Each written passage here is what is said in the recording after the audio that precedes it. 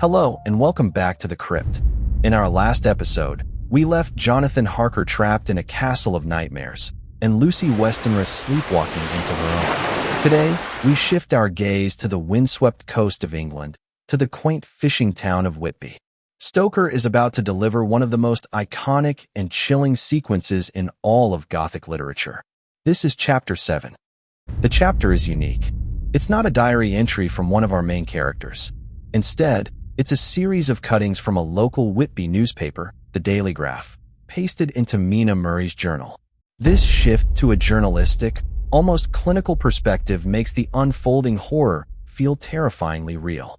It's not a madman's ravings, it's a news report. The correspondent sets the scene. It's a beautiful August day in Whitby. Holidaymakers are out, steamers are running trips, everything is picturesque. But season watchers on the East Cliff see the signs, Mares tales in the sky. An old fisherman, a legend in the town, foretells a sudden storm. The sunset that evening is described in breathtaking, almost apocalyptic beauty. A sky of flame, purple, pink, and gold, with clouds of seemingly absolute blackness, like colossal silhouettes. The captains see this magnificent yet ominous display and wisely decide to keep their boats in harbor. All except one. A foreign schooner, heading westwards, ignores all attempts to signal it to reduce sail.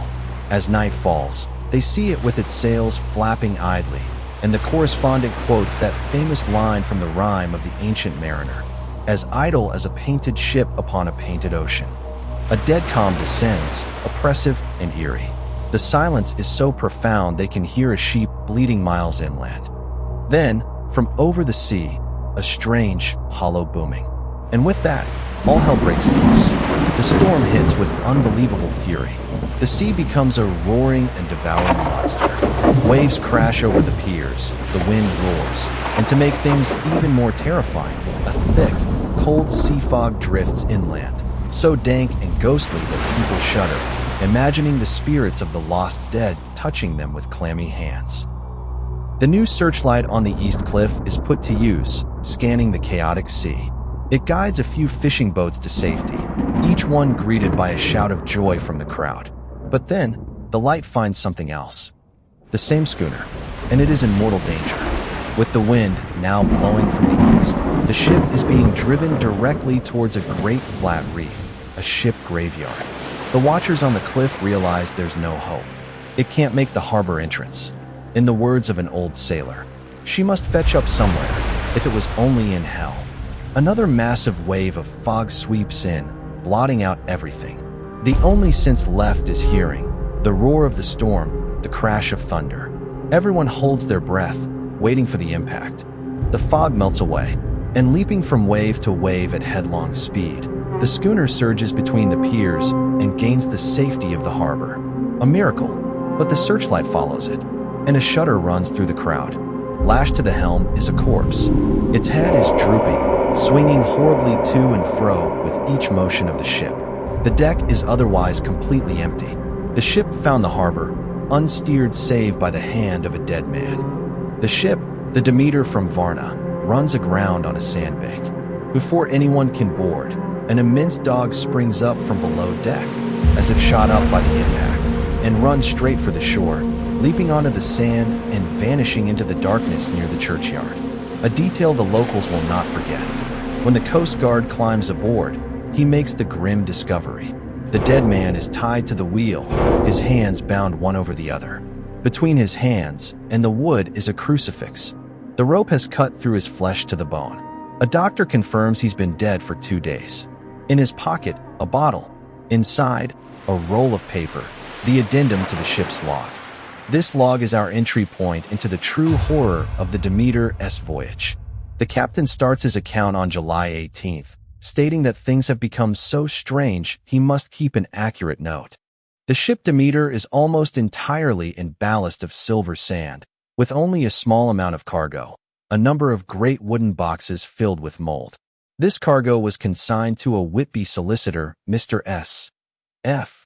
Billington, of 7, the Crescent, who this morning went aboard and formally took possession of the goods consigned to him. The Russian consul, too, acting for the charter party, took formal possession of the ship, and paid all harbor dues, etc. On July 11th at dawn entered Bosphorus. Boarded by Turkish customs officers. Bakshish. All correct. Underway at 4 p.m. The crew becomes scared and superstitious almost immediately after passing through the Dardanelles. They cross themselves, muttering about something aboard but won't speak of it. On July 16th, mate reported in the morning that one of crew, Petrovsky, was missing. On July 17th, yesterday, one of the men, Olgarin, came to my cabin and in an awestruck way confided to me that he thought there was a strange man aboard the ship. Later in the day, I got together the whole crew and told them, as they evidently thought there was someone in the ship, we would search from stem to stern. First mate, angry, said it was folly, and to yield to such foolish ideas would demoralize the men. We searched all over the ship. We kept our lanterns with us. We left no corner untouched. We couldn't find anyone. July 22nd, rough weather lasts 3 days, and all hands busy with sails. No time to be frightened. Men seem to have forgotten their dread. Mate cheerful again, and all on good terms. July 24th, men all in a panic of fear, sent a round robin, asking to have double watch, as they fear to be alone. Mate angry. It was July 28th. It was like 4 days in hell. Heavy storm struck us.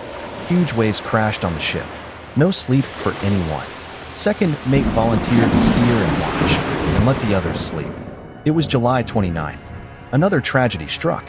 When morning watch came on deck, could find no one except steersman. Mate and I agreed to go armed henceforth and wait for any sign of cause. It was July 30th. Last night. Rejoiced we are nearing England. Weather fine, all sails set. 2 days of fog, and not a sail sighted. Had hoped when in the English Channel to be able to signal for help or get in somewhere. August 2nd, midnight. Another man gone. August 3rd, the mate loses his mind. He confesses to the captain that he's seen a tall, thin, ghastly pale man in the bows. He tried to stab it, but his knife went through it like air. Convinced this creature is hiding in the cargo, great wooden boxes filled with mold, he goes down into the hold with a lantern and a tool chest. A scream echoes from the hold. The mate bursts back onto the deck, utterly insane.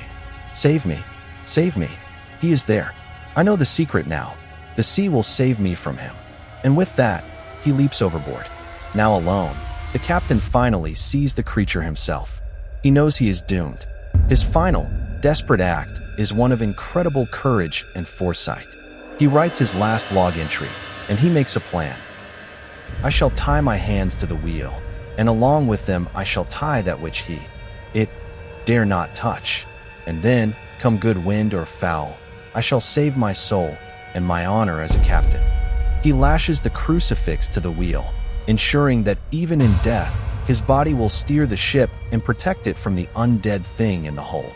He dies at his post, a hero, ensuring the Demeter completes its cursed voyage. Back in Whitby, the mystery deepens. The cargo of those wooden boxes is consigned to a local solicitor, Mr. Billington.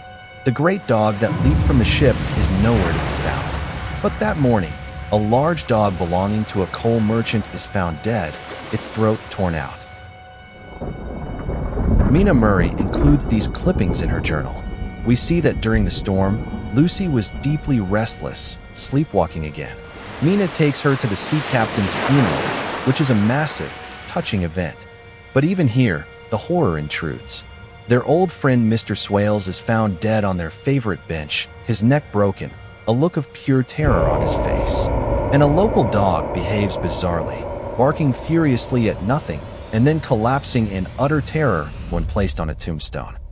Lucy is deeply affected. Mina worries these events are feeding her friend's fragile psyche and her terrible dreams. So what have we learned? 1. Dracula has arrived in England. He has transported himself in a box of his native earth aboard the Demeter. 2. His power is terrifying. He systematically picked off the entire crew, a predator caging his prey on the open sea, driving them to madness and suicide. 3. He has a vulnerability. The captain's final act proves the power of sacred symbols, the crucifix, against the vampire. 4. The stage is set. The Count is in Whitby. His boxes are delivered to a local law firm. A wolf-like creature is loose on the moors. And Lucy Westenra, who sleepwalks and is drawn to the night, is living right in the heart of it all. The horror is no longer confined to a remote Transylvanian castle. It has crashed onto the shores of England, and the battle for the souls of Mina, Lucy, and everyone they love is about to begin. What did you think of the arrival of the Demeter? One of the best sequences in the book? Let me know in the comments below. And if you enjoyed this deep dive, please hit that like button and subscribe so you don't miss our breakdown of Chapter VIII, where the pieces of this nightmare start to come together. Until next time, pleasant dreams, if you can.